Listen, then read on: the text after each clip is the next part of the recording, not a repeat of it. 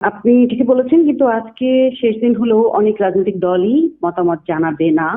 তাদের মধ্যে বেশ কয়েকটি দলের নাম আমি বলতে পারি, যেমন গণফোরাম, সিপিবি। তারা বলেছে যে জুলাই সনদের খসড়াটা তারা পর্যালোচনা আরো করবেন, যদিও তাদের দুটো বিষয়ে খুবই বেশি অবজেকশন ছিল। প্রথমত হলো জুলাই সনদের ভূমিকায় মুক্তিযুদ্ধ এবং স্বাধীনতার দীর্ঘ ইতিহাস অবমাননা বা সেভাবে উঠে আসেনি, সেই বিষয়টা তাদের একটা অবজেকশন। দ্বিতীয় অবজেকশন হলো অঙ্গীকারনামা।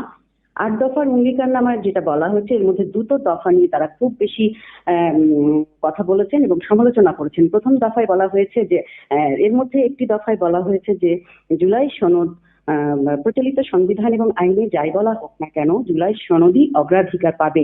এই বিষয়টিকে তারা বলছেন যে বিদ্যমান একটি সংবিধানকে এভাবে আন্ডারমাইন করা যায় না।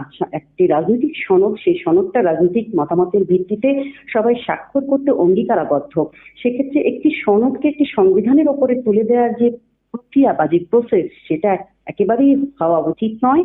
এবং এটা এক বড় ধরনের একটি এটিকে একটি মানে বলছে যে কমিশন এই কাজটা কেন করলো বা কিভাবে করলো, সেই বিষয়টা নিয়ে তারা প্রশ্ন রেখেছেন।